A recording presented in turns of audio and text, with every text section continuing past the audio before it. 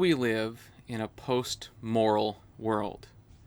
This is kind of the argument of Alasdair MacIntyre in his book After Virtue. In it, he basically gives an illustration to open the book. Imagine you live in a world where the natural sciences have declined and disappeared. Some disaster came, some dystopian future happened, bombs fell, whatever it is. And afterwards, people come together and try to sort of retrieve and rethink about whatever happened in the natural sciences. But all the data, all the information, all the records, all the living memory, I suppose, is in fragmentary form. So people see a few pages of a physics book. They might hear the word relativity theory, but not really understand what it is. Everyone's arguing using the words of the natural sciences, but without any of the grounding that we have had over the last, let's say, few hundred years to think through gravity, fission, nuclear power, all this kind of stuff. They're using the old-fashioned language of physics and chemistry, perhaps, without any of the details required to fully understand it. MacIntyre thinks this is the world that we live in now when it comes to moral discourse. Nobody really understands the language of morality and virtue, the sort of truths stated in those things. Things like purpose, sufficient causes, formal material causes, maybe the cardinal virtues, prudence, justice, courage, and self-control or temperance. No one understands these anymore. These are not viewed as objective things, and yet people still use the language of morality and have strong objective stances. This is wrong. This is bad. I believe this. I feel yucky about that. And yet our discourse is using concrete objective language, but we don't have any theoretical grounding. There's nothing, as George Grant said, there's no order beyond space and time that grounds our sort of moral reasoning. You know, it used to be that people thought, oh, we're going to be living in a culture of moral relativism because we live in a post-modern world. That might have been a fashionable thing for like 2 or 3 years, perhaps longer, but it's clear that that's not the world we live in. Everybody has very strong moral views about the world. What is acceptable, what is unacceptable, what is true, what is false, what is right, what is just, what is unjust. Numbers of young people around the world right now are protesting various things or marching for various things in order to say, not only do I believe this is true, but I'm throwing my body behind it.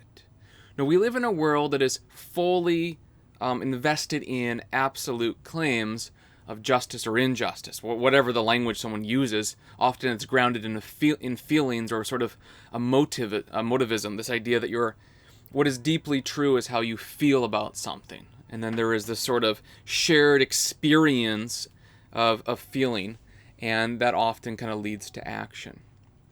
But the real question is, at least to my mind, this is kind of going beyond MacIntyre now, just kind of a reflection to me. What is most deeply true? Is what is most deeply true how you feel about something? Or is what is most deeply true what you recognize outside of you is true? What you recognize outside of you, which is true.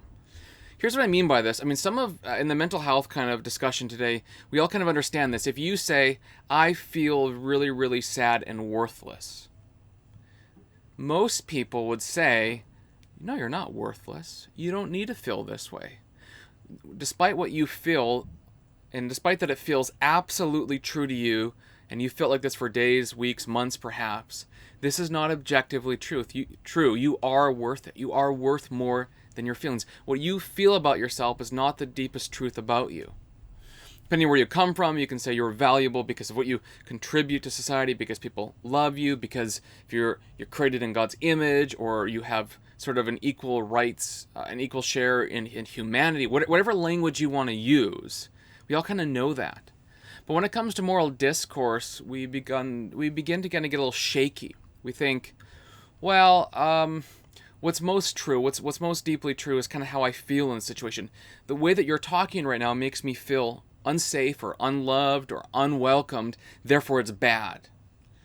Well, the problem is, as parents know, sometimes when your kids are doing something dangerous, like hanging from a tree or at the edge of a cliff, you say, hey, you get away from there now. I don't want you to get hurt. In that moment, your children might say, oh, that's really mean or that's hurtful. But in a minute, they might recognize, oh, that was because he's protecting me. Or they might realize when they're adults. Who knows exactly with kids. But you see my point. Oftentimes, we interpret our life by our perspective on things. It is where we see them from. And if we see them from a point of view that doesn't have a moral grounding, that is based on an order beyond space and time, just like the natural science illustration earlier, this whole theoretical framework that's gone, then we start talking about natural sciences in weird and wonky ways. The same thing's true about morality. We're going to say, despite the fact that someone might be warning us towards, away from some harmful thing, towards something that's good for us, that provides flourishing and help and love and kindness and generosity, we're going to hear them as, the thing they said to me makes me feel bad. And then we're going to stop reflecting and say, if I feel bad, therefore bad. And yet, all of us know, at least upon reflection, if we're truly honest, that usually when someone says something critical to us, there is at least an ounce of truth to it. And if you can recognize that ounce of truth, you can course correct and prevent further things from happening. It's interesting, I mean, this happens all the time, but recently someone gave me like a critical remark on a talk that I gave, and it was actually quite helpful. I was able to think, oh yeah, so why did that happen? At first it was kind of like, oh, that's kind of annoying, but then I reflected, oh, it was for this and this reason. I had, maybe like a really crazy busy week. I didn't prepare the way maybe I should have, or I didn't deliver the way I should have, etc. And I was able to learn from that and do better for next time, to serve other people, and also to be a more effective communicator. I mean, that's probably the way that we need to think about life in general. But if we are solely grounded in the feels, that feels bad, therefore bad, or this seems harmful, or this seems unsafe, if we're grounded in that sort of world, and below it there's no sort of, and we're using moral language, we're saying that's bad because it feels bad, what we've done is we've identified our emotional state with a moral claim, rather than the moral claim flowing from a fully thought out moral framework about what is true, what is false, what is real, what is just, what is kind, what is gentle, what is good, what is loving, what is hateful, etc.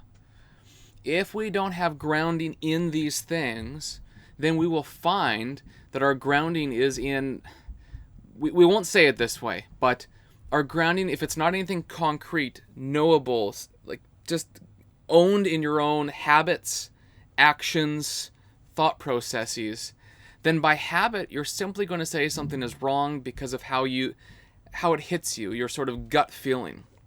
And while in many cases following your gut is right, because it's simply your gut is telling you something that you've seen over and over, and by habit you sort of have this intuition, oftentimes our gut feeling is not the right feeling.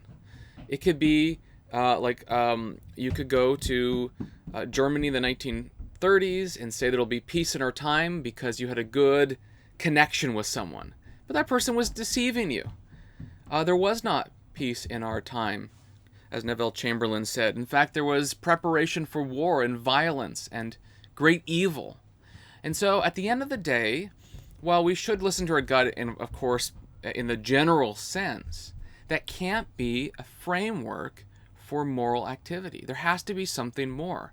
And we have to train our gut, so-called, by means of having a habit whereby we can discern what is right and what is wrong.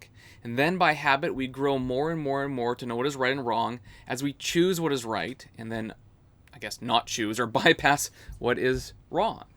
This is the way of things. But we live in a world, I think Alasdair MacIntyre is correct, we live in a world that is after virtue. We have all the moral language of right and wrong and bad and evil and good and lovely, but it's not really grounded in anything that is common, deep, felt by many, observed as objective, part of the order of things. It is something that is graspable beyond, or comes beyond space and time, and yet is knowable in our experience. If we had that, our moral discourse would be much more clear, and we'd have agreed upon principles to work from. There'd still be disagreements, but I think many of the things that we march or don't march for, or argue about, or talk about on the internet, or argue with family and friends, would at least have a set of principles or first principles from which that we could all kind of consent to, from which we could argue. And arguing is good for the soul. What an argument is on the basis of what is true and beautiful and good, on the basis of things that are deeply objective and real, more real than we might say our feelings. Not that feelings aren't real, but more real in the sense of deeper, universal, common, accessible to all, where often your feelings are accessible to your inner experience alone. So there's a real sense in which moral norms, or at least first principles, are more real than how you feel about a situation. In the end of the day, how you feel about a situation should align with what is deeply true and real. Your feelings are good, but they need to be trained to align with what is deeply true and what is deeply right.